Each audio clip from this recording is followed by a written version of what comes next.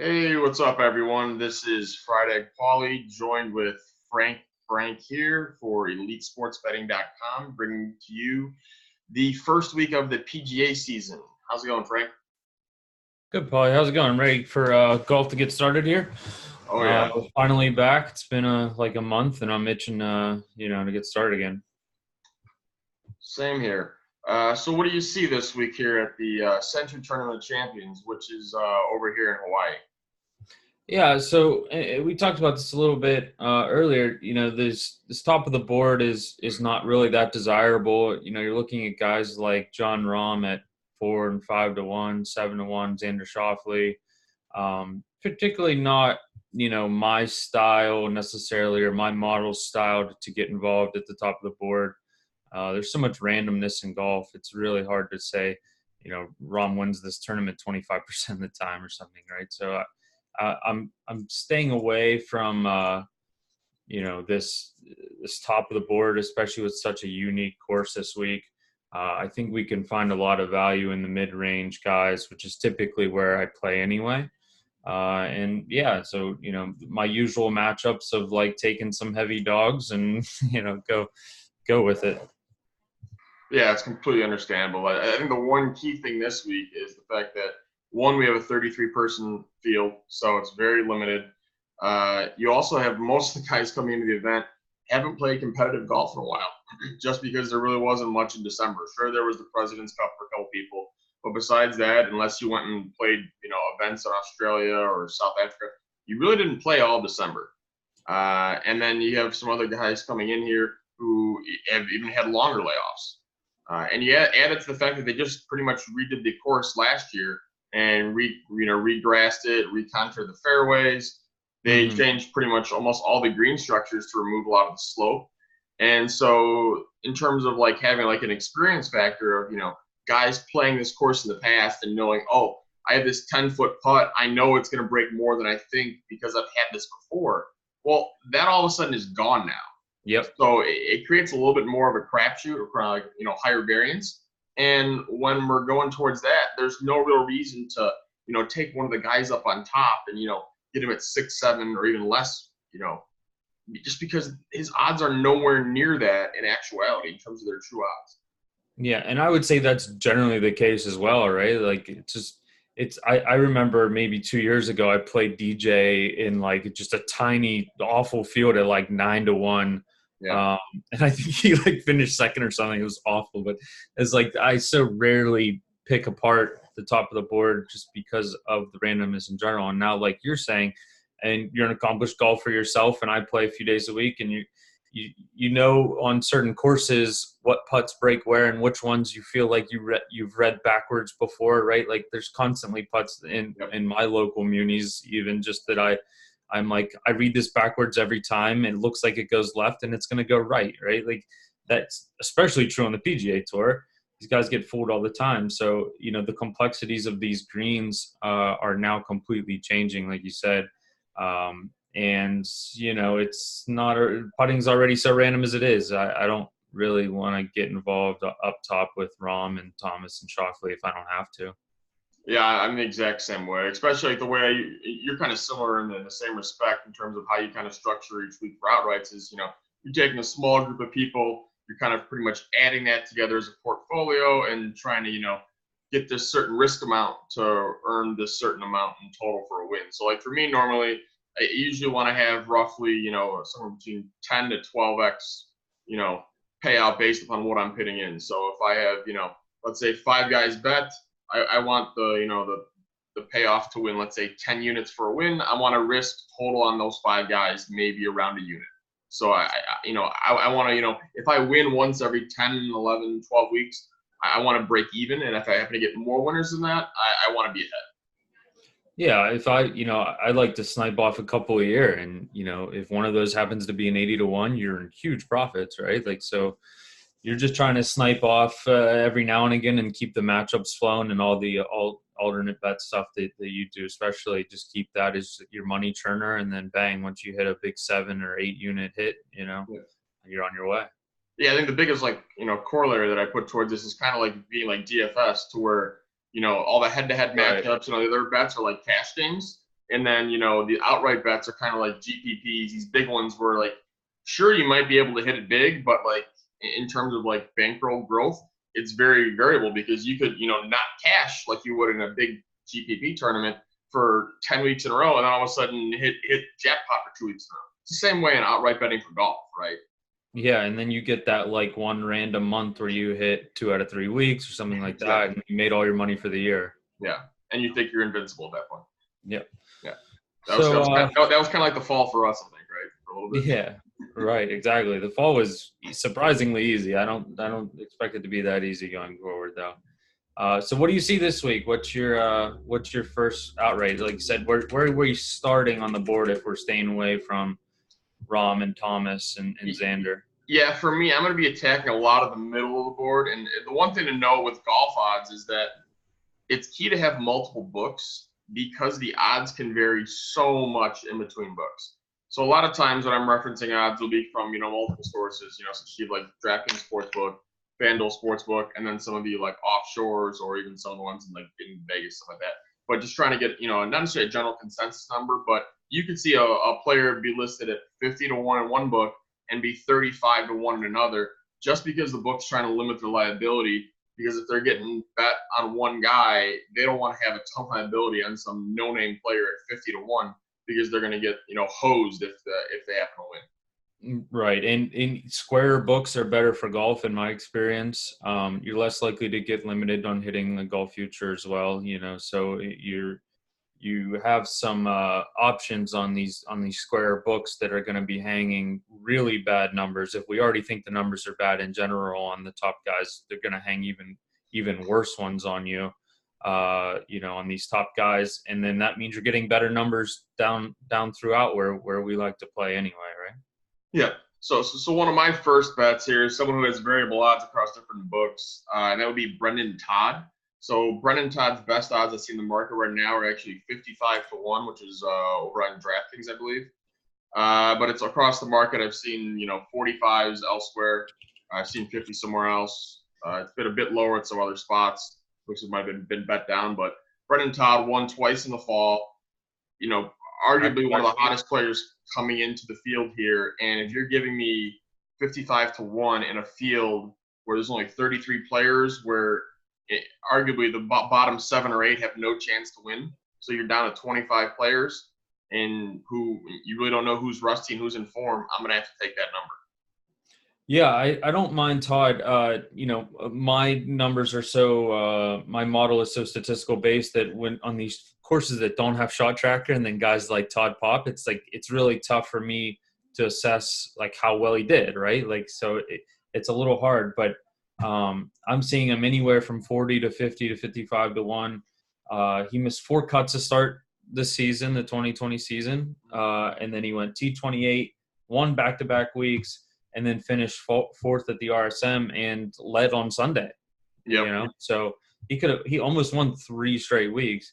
He played in the QBE, finished T3, I guess. That's more of a random event, but he still has played like 2 weeks ago, right? So that's another thing we were talking about. Some of these guys haven't played for a month, or they were in Australia playing, and that's an alternate shot event, and then it's not what we call real stroke play golf, right? Like you do things very differently in those types of events than you would do, on a PGA Tour course. Yeah, and I think one of the things to consider here is like we talked about how high variance there is, and so like that's what you don't want to toss all your eggs into one basket this week. You want to kind of spread it out a little bit, and I'd even possibly play even slightly less, just because it's going to be a crapshoot this week. So I got Brendan Todd at 55 to 1. My numbers have him about 35 to 1. So I'm not going to go crazy playing 55, but I'm just going to put a small bet in there, just kind of start the year off, and grow those bets as the year goes on a bit. Yep, and I'll be smaller bets, smaller volume as well this week because of the field, and like we talked about, the course is already kind of a crapshoot. Depends on what bounces you're getting on the fairways and greens, and all the wind and everything too. Yep. Yeah, so I'll be smaller. But my first play is going to be a little higher up. Okay. I like Paul Casey, which is weird. I spent. You probably remember 2 seasons ago when Paul Casey was a ball striking king and couldn't win, yep. and then he finally won. I forget what it was. He like birdied for the last 5 holes or something, right? Yeah, Like I think it was the Valspar down in Florida, Innisbrook, I think, right? yeah. That's what it was. And Tiger was chasing that week, I think. Yeah, I think Tiger lost by 1 or 2 that week, I think. He had like a birdie putt on like a 30-footer on 18 to get in the playoff, I think, or Yep. something like that. But I remember Casey birding like 4 or 5 holes or something and having a back 9 to win the tournament. And then more recently, he's struggled. It was surprising, towards the middle of last year, he struggled a bit. But he has come on as of late from a statistical perspective. And in this field, just even more recently, I think we would have seen Casey in – we were seeing Gary Woodland and Ricky Fowler at like 15-1. That's where Casey should be. He's still a good ball striker. He drives it well, which is pretty key on this course. There are big fairways, but you still, you need to hit the ball down the fairway or you're going to be in trouble on these greens. Yeah. So what number did you get him at? I lay him at 25-1. I've seen him anywhere from 20 to 24 to 25. The best I could find on my books was 25. It's not a huge edge for me. It's not my biggest edge of the tournament. But I'm going to play Casey at 25-1 and hope that he, keeps up his iron play and sticks a couple close. He is a guy that hasn't played really much at all. I think he played in Zozo and maybe the WGC this year. So that was it'll be 2 months before, since he's teed it up. So, not particularly a thing I'm in love with, but my numbers like him and I'm going to play him small. Yeah. And I think Casey's a good pick this week. Even more based on what you said is the fact that with it being a small field of only, 30 something players, there's a very good chance that it's down to 2 or 3 players come Sunday.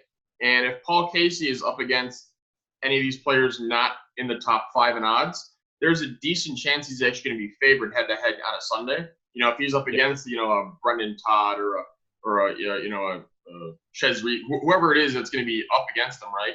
As long as it's not like Thomas, Rahm, or DJ, right? You're going to have a ton of hedge equity at that point because we've seen guys separate themselves. We saw that happen last year where Gary Woodland had the big lead and then Xander Schauffele came back, right? We've seen guys get massive leads in the sports because the smaller field is you could have a chance for someone to have a runaway. And if it happens, you could have a great hedge equity coming into the final round. Yeah, and it's, there's certainly, I have higher odds on a lot of guys ahead of him. Not a lot of guys, but, 4 or 5 guys I think I've got higher up than him. But at his number, I mean, he should be. I mean, Patrick Reed is like, what, 12-1 or something this week? Yeah, and then they have it low because they figure people are going to bet on him because he's won here. He won here back in 2015, I think. So yeah, but I don't care. Like we said, the course has changed, and Reed's not that good. I mean, he's an all right golfer, but he's nowhere near the ball striker that Casey is, in my opinion. Yeah, that's true. Yeah, so my next play on the board here is going to be a little bit, not narrative based, but based on the forecast, looks like it's going to be fairly windy, a little windier than normal this week there. So I'm going to be targeting a lot of guys in the mid-tier that are very good win players. The next one for me is going to be Dylan Fratelli, who was able to get at 66-1. It's anywhere from, 60 to 66 I'm seeing across the market. I make the number 45. He's an elite ball striker and plays very well in the wind. And, obviously all these guys in his event have won on the PGA Tour. But I think this number is just a little bit too high considering how, how lackluster performance is possible to get from some of the top guys in the field here. Yeah, he is a good ball striker. He did play well at the end of last year, if I remember. Did he win at the end of last year? I think he on the verge of winning. He did win. He won John Deere. So he did pop a little bit. He is a good ball striker. At your number, I mean, like we've said, we're taking some shots on some guys that we think can fit. I don't mind. For a lot of these guys, I like around that number. So it's such a random event. I won't be playing for Telly, but I do have a small edge on him. I have like a 1.5% edge on his odds. So I'm not adverse to playing him or liking him at all, really. Yeah. So in terms of your process every week, are you just taking the top 4 or 5 values you see on the board in terms of percentage, or is there a certain edge number you have to get above to play, or how does it work for you? Well, there's such high vig on like a lot of these future boards that it's pretty much what I have an edge on how I'll play. But 1.5 is tough. It kind of depends on the week. Like if I'm not getting anything, I'll just put in some small bets.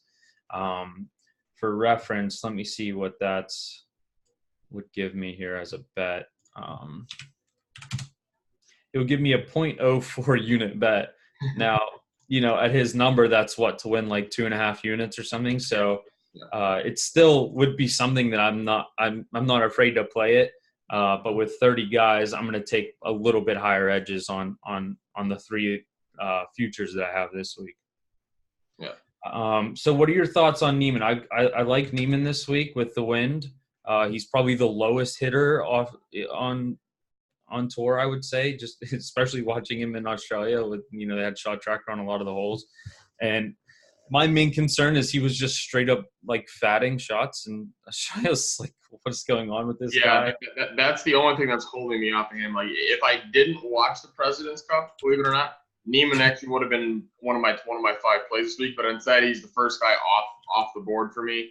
If I was ranking people based on the value in terms of their odds, he would be number 6. So he's just outside it. It's a good number to play him at, but I just did not like what I saw in the President's Cup in terms of his swing, and he just seemed completely lost, except for the one shot where he hit miraculously out of the crack to the right on the 8. Right. Other than that, it was just very elite golfer like, where he's just hitting irons 30 yards right of greens where you should be hitting it inside 20 or 30 feet you'd be expecting. Yeah, and in his big bugaboo, right, is a short game typically. He usually is a good ball striker, which was surprising. I mean, it is an interesting situation to put a young guy, especially as young as him, in. You'd fly to Australia and you go and play a course that I'm sure he really hasn't played at, and it's a crazy atmosphere and everything. That course should have fit him, though, which is kind of surprising. Like, just rip it 10 feet off the ground and let it roll. But he's going to have the same thing here, though. Like, I think this course fits him well. My model doesn't do a lot of course fittings anyway, but if I definitely want to use it to my advantage, especially off the tee stuff. I'm going to play him. I got him at 50-1. I think he should be, just a few weeks ago. I mean, he was like a favorite, and after he won like 2 weeks in a row, he was favored. It was a much worse field. Like, those fields were worse. He did win in September, but those fields were worse. But should he be 50-1 in a 30-man field? I don't think so. And the narrative side definitely fits. I mean, he's going to hit the ball about 45 feet in the air and, off the tee box, and he's going to get 100 yards a roll out of a lot of these fairways. Yep. That makes sense to me. So my next play on the board here is kind of a similar construct to Neiman. That's going to be Corey Connors, who's just an elite ball striker. So I'm seeing a 66 out there in the market for Corey Connors, anywhere from 50 to 66 in the market. I make that number 45. So if you can get that 66, there's a lot of value in that. If it's closer to 50, probably a smaller play or possibly even no play at all. But Connors is just really solid tee to green, very solid in the wind. And, he has the ability when he is on to, compete with anybody in the field. And then, I kind of compare him a little bit to Siwoo Kim, to where his game, when his game is on, he can beat anybody. And when his game is off, you'll know it right away because he'll finish in the bottom 5 or 10 of this field. Yeah, and well, him and Kim are similar players in general, just from a statistics standpoint. Their ball striking is pretty decent. Their short game is absolutely pitiful, right?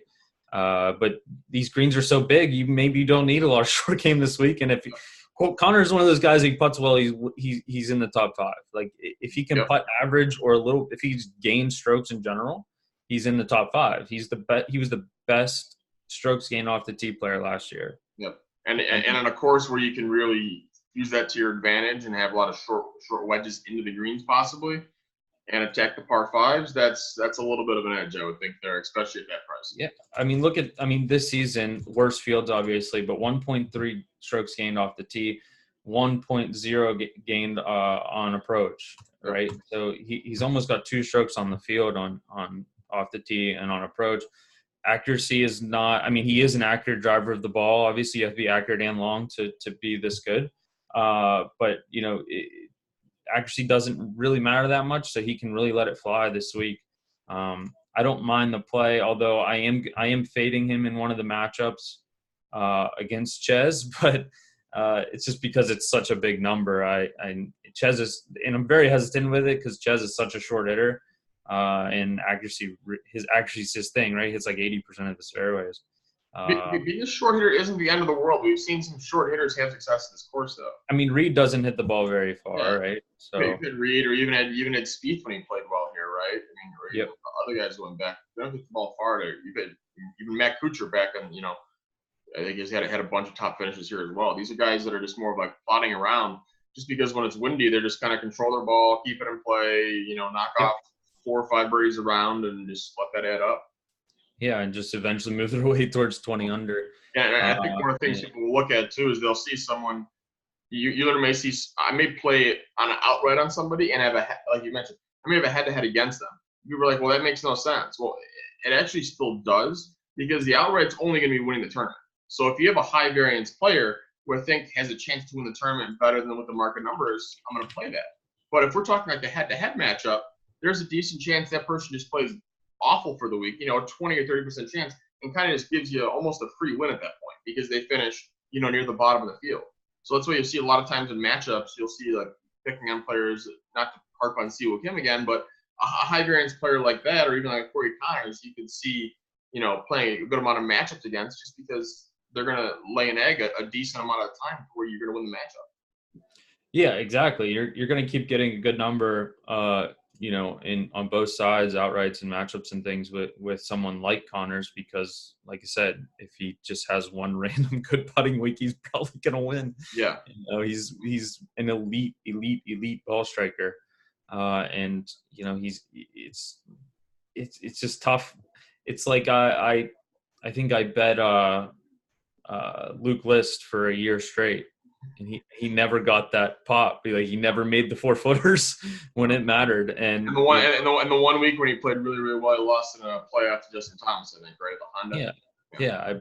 I literally bet him for a year, just waiting for him. But I do think Connors is a better ball striker, especially right now, than Luke List was. List still was pretty good for that year. But if Connors just putts average, he's one of the best players on tour, I think. So what's your next play on the board here? Yeah, my last one's going to be Munoz. We're matching up on a play here. Oh yeah, I don't love.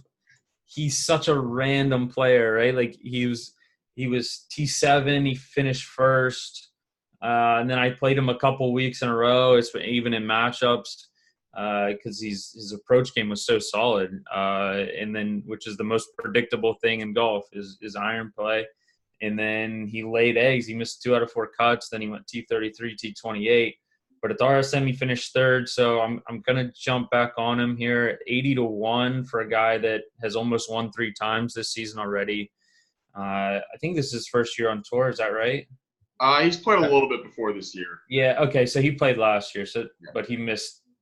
Oh my God, he missed 16 cuts last year. Yeah, he missed 10 cuts. But he kind of had a rejuvenation in his game in the fall of this past year, to where he went from, instead of just being a flash in the pan, he all of a sudden, was making, multiple times in contention. You're like, whoa, okay. And this is why I think the market just still hasn't caught up to him, just because, if you're using data based upon more than, just a couple months, his whole, body of work isn't that great. But if you see where he's kind of trending towards, I think that's why we're getting the value. I mean, I'd have him at 55-1 in the market this week, and we're getting an 80. So that's one of the larger edges I see of the week. So, and you know what happens when you and I are both in the same plays? They tend to play pretty well. At least that's what happened in the fall. So. Yeah, I agree. It's just another one of those situations where if he putts well, he wins. He does get into trouble some off the tee, but he's a big guy, and he hits the ball decent ways. He can spray it around, but that's so tough to do here in Kapalua. It's just such big fairways. So he'll be able to let it go a little bit. His putting's pretty suspect, but his iron play and wedge play is pretty good. I mean, he stuck in those tournaments where he played well. He hit a lot of wedges close. Yep. And if he can make short putts this week, I think he has a really good chance to win. And especially compared to the market at like 80-1 on him. You may even be able to get a better number than that on him. But I've got a small play on him, but when you add it up, it ends up to be a big win if he comes out again and pops. Oh, yeah, that makes sense. And then I think my last play on the board for outrights is going to be one of the elite drivers in the field who also plays well and win. That is Matthew Wolff, sitting there at 66-1. I make the number 50-1. So not a massive edge there, but enough for me to play as my fifth person, kind of to construct my portfolio of Todd, Fratelli, Connors, Munoz, and Wolff. So you add those 5 plays together, and you're getting roughly you hit that 1 out of 12, 1 out of 13, you're about break even, assuming if you're playing them all to win the same amount. So I'm going to use that as my portfolio this week. Do you have any thoughts on Matthew Wolff at all? I have him bang on 50-1, but in my books, that's the best number I could find. But at 66, I mean, it would be an edge. Not big enough for me to play personally this week. He's a high ball hitter, so that would kind of gives me some concern. But he's also a beast. I'm sure he can fight it. He's incredibly athletic. Yeah, he's unlike anything we've seen, really. He has won already. This is a big stage for him. I don't think it's not like something where I'm nervous for him or anything like that, right? So he's a very good win player because he played at Oklahoma State, and it is extremely windy there all the time. So he's had to learn to flight the ball, and especially with the kind of a more unique swing, it's a little more field based. I think works very well in the wind as well. This is a great course too. Like we've seen Bubba, he reminds me of a right-handed Bubba a little bit with the way that he can manipulate his game because he's just so athletic and unorthodox. This is a course that lends itself to people who can do that. Like we've seen Gary Woodland play well here. When Dustin Johnson just bombed drivers, like the one year we almost made an albatross on that one par 4, right? Where he drove right back the hole, right? So. Right, guys that are less robotic. Like maybe Cantley wins this week. He's up there, but he reminds me of someone that is like maybe a little bit too robotic for a course like this. He would play well at a lot of courses, and he has played well at a lot of courses, and he's an elite ball striker. But there's so many particular situations at Kapalua that are interesting, that require you to be athletic and require you to shape shots and hit the correct sides of the fairways and things like that. So I think Wolff is a guy that obviously can win, and I don't mind the play at all, even though it's not up there for me. Sounds good. Is there anything you want to else you want to cover on the tournament this week? No, I've got some matchups up on the site. They did well in the fall. We're going to keep going with those. Basically looking out for some big dogs here. I played Xander at like 165. Plus 165 against Rahm. I know Rahm has been on fire in Europe and has been dominating, especially off the tee box lately. He apparently has mitigated his anger on the course, and that's what's leading him to being, a lot better. I don't know if I necessarily buy into that. My model obviously isn't going to capture a lot of those performances overseas, but I mean, Xander is like the third highest odds on the board, and I'm getting like a 165 against Rahm. Yeah, Xander is a high ball hitter, and it's not great in the wind, but I think he's good enough to beat him, more than at the plus 165 rate. Yeah, and I think the other thing to consider here is I think Rahm may come in a little rusty. So Rahm just got married like 3-4 weeks ago. Yeah. So I'm guessing with that going on a honeymoon, probably a little bit of time off of golf. Is he really going to be 100% motivated and, in form here? Or is this kind of just like, hey, I'm just coming here to, get a tour event, get a certain number of starts in and just take the free money and, finish 12th and go into the sunset, right? So exactly. I think he's a pretty good target to go against head-to-heads because people are just going to look at that on paper and say, oh, Jon Rahm is playing great. I'm going to take him, right? Yeah, I mean, even if you subscribe to the idea that Rahm's the far and away favorite, which I don't think he is, but just say that he is.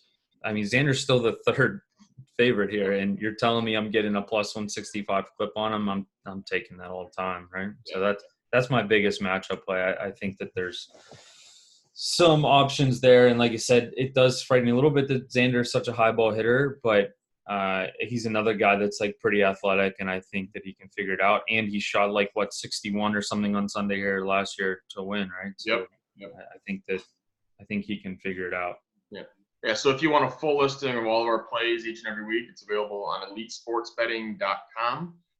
So Frank has his every week, covers outrights and head-to-heads. For the tournament, mine have outrights, head-to-heads, top 20s, prop bets, and all kinds of other interesting bets from all kinds of different books we cover there. We also have a chat room in there to where you can ask any questions. Frank and I are available. If people are unsure on things, you can, people have DM'd on Twitter saying, hey, this number dropped this. Is it still playable, right? So I'm sure you've gotten stuff like that too, Frank, right? Yep. And I think that, anyone can DM me anytime. My DMs are open. Just, shoot me a message and ask, and I can plug stuff in right away. I think we both already hit three futures, or 2 or 3 futures already this season. So yeah. Starting the 2020 season, I'm up like 9 units. It looks like I don't know when your total starts, but you're up 39 units or something. Yeah, so I think that's up since last year. So we'll kind of reset the clicker here probably after mine now that it's going to be 2020 here. But yeah, we've had both had very good years. So looking forward to a good 2020 season here, starting at the Century. And we're planning to do one of these every week. Some weeks it might be shorter, some weeks it may be longer based upon the field size. Right. So we're kind of looking forward to this. We're going to be recording these on Tuesday morning most weeks, so you should see them up, Tuesday afternoon most weeks, which give you plenty of time to get your bets in, which, the tournament's starting on Thursday morning. Is there anything else you wanted to add here, Frank? No, just go Sebastian this week.